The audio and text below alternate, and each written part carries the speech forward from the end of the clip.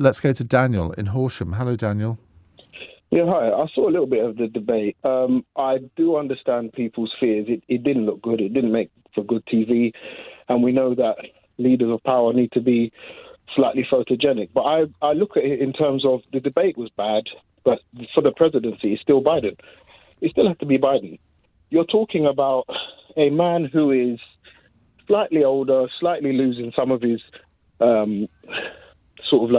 verbal capacities, maybe even some of his mental capacities, versus somebody who, in my mind, is quite evil and very corrupt. You know, you're talking about a man who will, if you don't agree with him, I'm talking about Trump now, this is a man who will go on an endless Twitter tirade. He will sympathize with someone like Vladimir Putin and kowtow to him.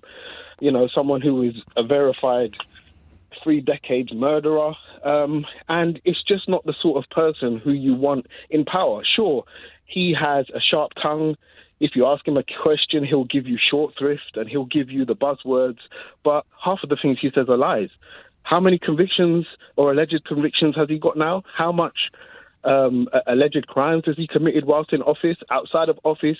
And so if we're talking about, okay, Biden is the old sort of like whimsy, needs a bit of help, but he has a whole team around him. There's a whole Democratic team. It's not Biden making all decisions all the time at every second of the day. Whereas the difference is if you have a Trump in power, he will have his fingers, or try to have his fingers in all the pies. It will be, I want 100% control. If you don't agree with me, out of the party you go, where you'll be mocked and laughed at. And so when I look at the Republican Party in terms of that, in terms of the fact that they've allowed a man whose character is, it's just abysmal, to be honest with you. I don't see good in Trump. I don't see any virtue in him. And I don't see malevolence in Biden. I see malevolence in Trump all the time. Every time he opens his mouth, everything he says is a half truth. I don't disagree with any of that. But the problem is that whoever is elected president, they are president of a country of 360 million people. Their influence extends over the whole world. And you're right. I don't believe Trump is qualified to do that job. He's done it. He did it for 4 years. But I don't want to go through another 4 years of Trump any more than you appear to. However, this is not a sort of parish council where sort of Uncle Joe has been chairman of the parish council for 60 years. But it is showing signs of deterioration, and everyone thinks, oh, well, we can run it without him. You can do that on a parish council. You can't do that for the President of the United States. I agree. I do agree with that. And it has to be called into question, the Democratic Party. This is where the big questions come. Why did they field him as their, running leader at his age, given that someone in the party must know that we can see it. Someone must be able to see what's going on with him. But for me, if it was my decision, if I was over there, it would still come down to the character of a man. With Biden, as much as when he's on stage, I'm not really sure if he's going to be able to find his way to the pulpit or what he's going to say. But what about the actual act of his whole team governing in government? The difference between the Democrats, I believe, and the Republicans is that if Trump says, let's all jump off of a bridge, you don't hear any dissenting voice. Look how many Republicans who were against Trump because of some of the vile, nasty things he said, and now that he's the most popular leader, we'll just all jump on the bandwagon. We have to get behind him because I don't want to lose my place. That is, you have no character. You have no integrity. You have no spine. And so when you have an effective tyrant who's at the head of government saying it's going to be this way or else, regardless as to whether it's immoral or it's going to be bad for the country, and then you have every single member of his party behind him going, yep, we have to follow along with what the strongman says, don't want to be shouted at, don't want to be mocked on Twitter, don't want to be kicked out of the party, need to hold on to my little seat of power. That is a disgusting way to run government. And so for me, as a party, if it was down to me, it still would have to be the Democrats or the Republicans. They've lost all integrity back in Trump. But presumably you would still accept that Biden needs to be replaced on the ticket? 100%. Yeah. 100%. I still can't fathom as to why they've done it. when it looks like it might all fall in its place, because after that tomorrow, if people go off of what they saw yesterday, Trump is a 100% shoo-in if they go off of just that. But I think people need to take a bit of a longer view and look down the road and remember some of the car crashes that Trump has, himself had on TV. Here's an interesting suggestion on a text. Get your view on this, Daniel. Hi, Ian. Pete Buttigieg should take over. He's proven himself as US Transportation Secretary and as a mayor. He can engage with a wide range of people, including conservatives. His sexuality shouldn't be an issue, just like Obama's race wasn't. We need someone competent to bring stability. Now, I followed Pete Buttigieg over the years. He's quite a credible character. He fought for the nomination in 2020, which Biden ended up getting. What are you familiar with him, Daniel? I have been over the last couple of days. I can't admit to having as in-depth knowledge as you do. I have looked at some of his, looked at him, and he does look like a credible candidate. And so that question will always be there until the end of this election. Why is it that Biden was allowed to run, given the fact that, in an age where we have to be, in an age where leaders need to appear to be photogenic and need to come across as confident and assured, he looked neither of those things. So that is a massive question for the Democrats to answer, I'm afraid. Well, you can rest for the evening in the belief that you have argued far better than Joe Biden ever could in the debate last night. I mean, really interesting to talk to you, Daniel. Thank you. I can barely take care of my kitchen and the kids, so there's no way I'll be able to take care of a country. Well, we'll let you get back to that. Thank you very much indeed.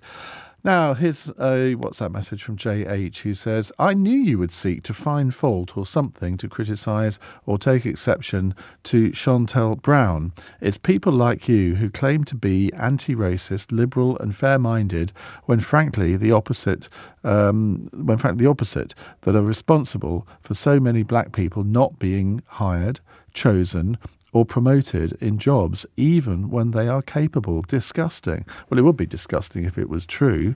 I didn't utter any criticism of Chantel Brown. In fact, I said I'd never heard of her, so why would I criticise her? The only thing I said was that she'd only been a congresswoman for 3 years, so didn't have any experience. Now, okay, if you want to interpret that as criticism, fine, but I think it's a perfectly legitimate point to bring up.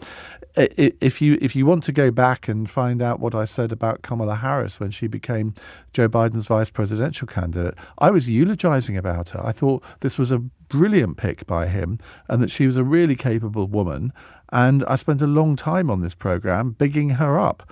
What a mistake to make, eh? Tony's in Norwich. Hello, Tony. Hi, Ian. Pleasure to speak. And I listen to you and I see that you're a balanced person on the radio, and I listen to James and I listen to Sheila and Nick and various other people. I haven't listened to them all day for all the shows. I don't think I've heard yet one mention that Joe Biden, although is 80, 81, any mention of the fact that he's got a medical condition? Which is? Stuttering. I don't think you can put any of that down to stuttering last night. So you're an expert? Well, I'm not a medical person. No, I'm not. But I think... I remember doing a lot about stuttering or stammering, whatever you call it, with Ed Balls, because he has the same condition. And he conquered it. And I think Joe Biden had or has conquered it, whichever you want to say. No one's mentioned it, though, have they? I mean, we have to at least, to support those many hundreds of thousands of people, some of which I teach and know as friends as well, who stutter, are disgusted with the debate. Now, yes, there is something to be said about Joe Biden's age, but he's a very, very competent man. And in his own ways, Trump has got his competency, whether you like him or loathe him. But the lowdown is that man has been a senator for 50 years, and we're all sitting on our sofas making judgment on an 81-year-old who Yeah, because he's running for president of the United States. That's why we make a judgment. But I think we have to have some balance. The balance isn't there at the moment, I don't see. And I think it's insulting to those that do have a stutter that isn't part of the debate. And I haven't heard, and I listened to a good amount of James this morning, one single mention. Now, forgive me, I wasn't listening to the whole show. One single mention of his known medical condition. Now, should it be an excuse? No. But if we're going to write that man off because of one debate where, yes, I agree, he didn't perform brilliantly, but we have to put that stutter medical condition at a very high proportion of the argument. While you've been speaking, I'm getting texts from people. Joe in Liverpool saying James O'Brien mentioned Biden's stutter this morning. Paul in Hayward Heath says presenters on LBC. Like I said, I didn't listen to the whole of his show. You're right. I haven't mentioned it, but others have over the course of the day. If this was a one-off thing, and you could put it down to a stutter, absolutely fair enough. But it isn't. We've got lots of examples over the past couple of years or going longer back where people have started speculating about his cognitive abilities. And my other point I'd like to make is that the leader of a party, the leader of a country, have a lot of competent men and women around them, who will support the man or woman who's in charge of that country and that cabinet, if it was Britain, and so on and so forth. It sounds like, care for a man who's going to be 85 if he gets in when he finishes. But again, we can't write off. We have to think that this man is incredibly competent. He's achieved a lot more than 99.9% of us, including you and I, and has led a country. And from what I gather, I've got no voting rights in America. I have friends in America. Whether you like what he's done or not, or whether you're red or blue, he's done some really incredibly good things, So do we write him off because of a debate, which, to be fair, it's very hit and miss, isn't it, in terms of it's TV show, isn't it? It's not anything really. We should be. I've watched US presidential debates going back to 1980, more or less every single one of them. I've never seen a candidate perform as poorly as Biden did last night. And if you're telling me that we shouldn't be commenting on that because he has a known stutter, I have to disagree with you. It's got to be there on the table more than, and I'm the first one that where you've discussed it. And now it's 32 minutes into this hour. So fair enough. Bully for you. I mean, as I've said, it's been discussed on. I mean, Ian Payne apparently talked about it this morning as well. So Tom Swarbrick. So it has been discussed on LBC during the course of the day. Yeah, I'm sorry it's taken 30 minutes for this programme to do so, maybe, but you've made your point, Tony, and I thoroughly disagree with it.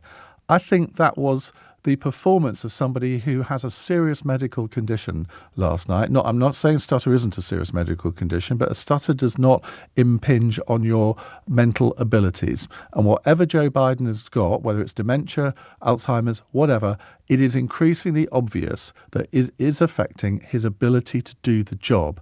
And therefore, if he is the patriot, if he is the man that I think he is, he should stand down and let somebody else have a go. Let's go to Nick in Nuneaton. Hello, Nick. Oh, hi, Ian.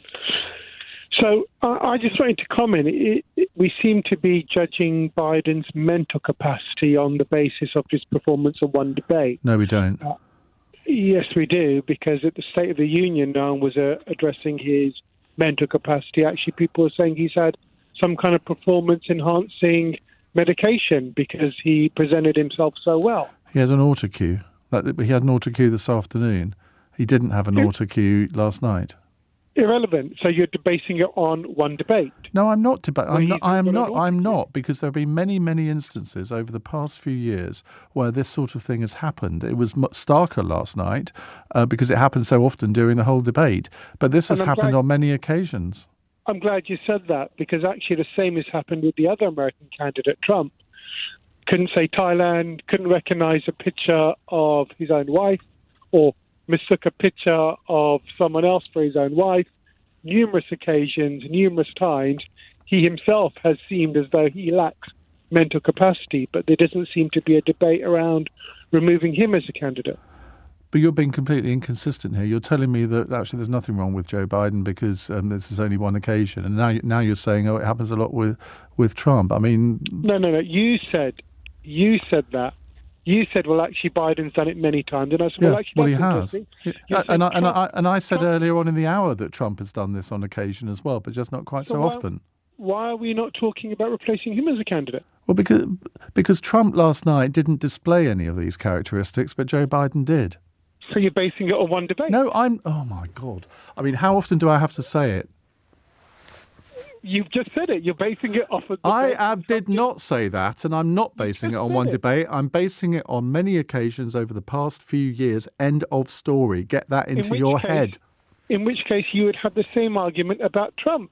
And you said, but I'm basing it on Trump's performance yesterday. Well, you base it on what you base it on what you have in front of you. And Trump, he told lies last night. There were sort of half-truths, untruths, and all the rest of it. And people have commented on that. But he didn't show any signs of mental deterioration last night. So you're basing their mental capacity. Okay, all right, Nick. Debate, I mean, if that's what you just want to repeat, it's very boring, and we'll end it there. Let's go to Shahid in Hemel Hempstead. Hello, Shahid. Yeah, hi. I did stay up to watch it. Before I get to my main points, I thought it was a mistake for him to be selected last time, because he was very similar to this kind of condition last time. And I've noticed it's only when he's well rested that he's completely with it. And June was a grueling month. He had the D-Day commemorations, then he had the G7, then he went to America for his son's trial, and then he went back to Europe or the Middle East after that. And that was just crazy by his advisors to put him on the schedule. And I never agreed with this debate to be done this early. I knew that he probably wouldn't be ready for it. Having said that, what the media, especially, I can't believe CNN, how much they missed. The format started off with Trump. He got to be asked the questions first. And the rules were, they said this at the beginning, that when you're asked the questions, you've got 2 minutes to respond, and the other person's only got 1 minute to make a counterpoint. And when it came to Biden's turn, he was much more with it. And I think what happened was that because he wasn't well vested, or he may have spent too much time preparing, he just wasn't with it enough. I mean, it's a tough month for him. But when he got his own 2 minutes, he often got his points in much quicker. But everyone, especially CNN and all the analysts, they all acted like they've only just noticed the last 6 years, which is when he first started campaigning to be president. It's only like they've only just noticed that he's got frailties, but they've been there all along. But obviously the first half an hour was dodgy. He came out looking weak. And also, this may sound trivial, but even the camera angle had something to do with it. When he first came out, that angle didn't make him look good at all. But when they went to the front angle, I thought, he looks all right there. He doesn't look too bad. Having said that, I do think even at this late stage, maybe they should replace him. But he's really messed up. Before you get onto that, I think the other thing, I mean, he clearly either wasn't told by his people or forgot. But, of course, a lot of that debate was conducted on split screen. So when Trump was speaking, you had half the screen of Trump and then the other half of Biden. And he looked, totally out of it, didn't he, most of the time? And he should have realised that the camera was still on him, and therefore he needed to look alert. He needed to either look at Trump and give some sort of facial reaction, but there was just this sort of stone-faced stare most of the time. Yeah, a key point on this, though, Ian, is that when Trump was at that trial recently, he got quite similar. When he was there all day long and he didn't like, and he's falling asleep at those court trials, he got into a similar condition at the end of the day when the media were talking to him. So if he does become President Trump, don't be surprised that just like with Biden, when he was the vice president up until 2016, he was with it. He wasn't frail. And then in those 4 years between 2016 and 2020, maybe it was the death of his son, something happened that made him suddenly become very, very frail. I wouldn't be surprised the same thing happened to Trump. But I think he originally said, Biden, go back to Biden, he originally said, I'm going to be the transitional president. I thought he would stand down after the midterm elections of 2022 and hand over to Kamala Harris and then go for another primary session then. And that's what he should have done. And because he is so biased in favour of Israel and has been for decades, I think he will lose some of those key swing states like Pennsylvania, like Detroit for sure. It's got a lot of Muslims there.